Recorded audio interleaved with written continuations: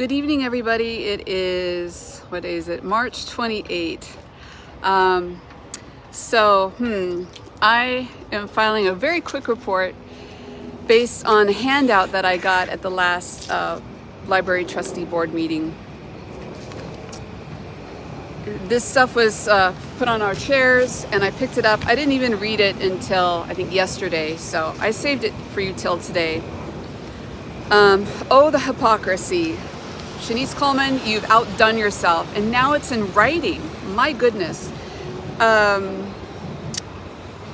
Board President Shanice V. Coleman and Board Vice President Dolores Mack have called for the resignation of Hope Marable. This is too good. All right, the charges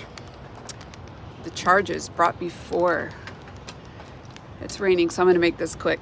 During the months of November 23 through February 2024, Trustee Hope Marable violated the Mount Vernon Public Library Board of Trustees Code of Conduct by engaging in misconduct.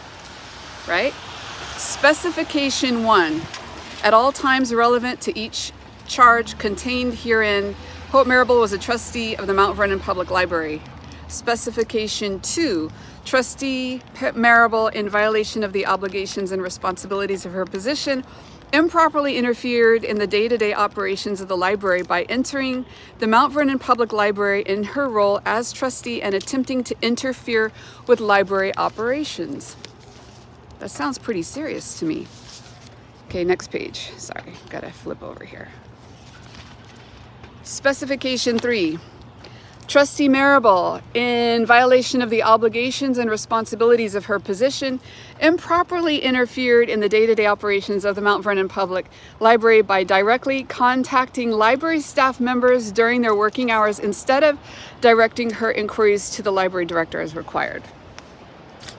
She went straight to the employees that are under the authority of the executive director. Okay. Specification 4. Trustee Marable, in violation of the obligations and responsibilities of her position, improperly entered Mount Vernon Public Library and interacted with staff members and trustees in an intoxicated or impaired condition and active open criminal cases. I'm just reading it the way it's written, folks. Specification number 5. Trustee Marable, in violation of the obligations and responsibilities of her position, publicly posted documents to social media websites that were entrusted to her in her capacity as a trustee and that she knew should not have been publicly posted. Dated February 19, 2024, signed Shanice Coleman, which looks kind of like a rubber stamp, but anyway.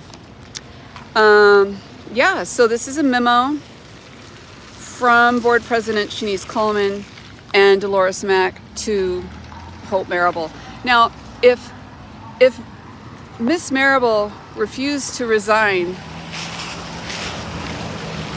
when court documents had been filed by the New York State Education Department and a lawyer that the trustees retained for defense, the lawyer advised them to resign before they get kicked off. The others resigned according to the legal advice, but Miss Marable didn't. She stayed to fight.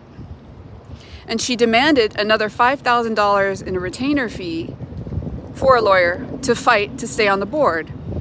But before that permission and check were given to her, the court ruled that she was no longer on the board, and that was on February 14, 2023. I have those documents. You can check it on Vote for New Board. That's votefornewboard.com, my old campaign website. Just click on that and it's all there. The link is broken, however. The link to Black Westchester is broken, so I'll have to upload the documents myself. But anyway, I'm just making note of the incredible hypocrisy of Miss Coleman to accuse Miss Marable of these things and making these charges herein forthwith as a basis of Miss Marable's resignation. The hypocrisy is stunning. I'm not saying the charges are baseless against Miss Marable. I'm not commenting on the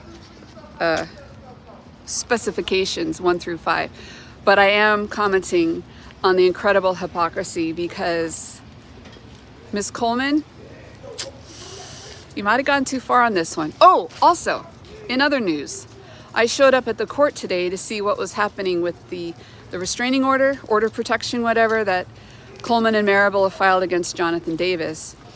They've set an evidentiary hearing, got to look up that word, an evidentiary hearing for April 18.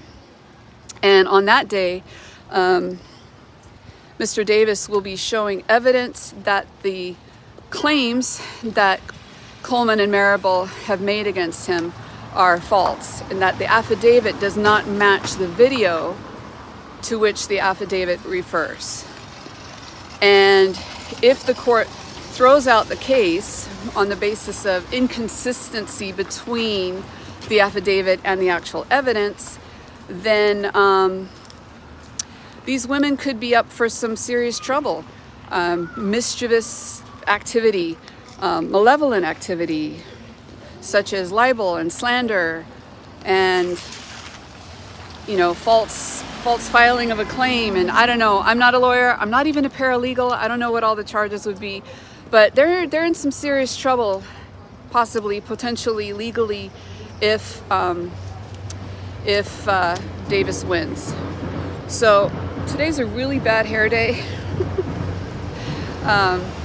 But I'm reporting to you from Mount Vernon. Hi! Mount Vernon East Metro North Station. Isn't it a beautiful station? Thanks. Thanks. Well, I'll talk to you in a second because I'm live on YouTube. But it's good to see you again. Take care. All right. So I'm here in Mount Vernon from a very well-known location, and I'm just getting rained on. So yeah, so April 18, that's going to be an interesting time to see what happens, and what kind of repercussions, if any, there will be if the affidavit is shown to be inconsistent with the evidence.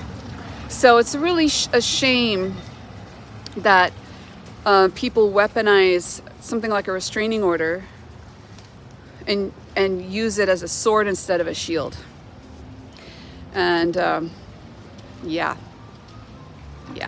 it really should only be used for people who don't feel safe because someone crazy and violent is stalking them. And as someone who's filed an order of protection myself, yeah, I take it seriously. So we'll follow that case. We'll see what the evidence shows.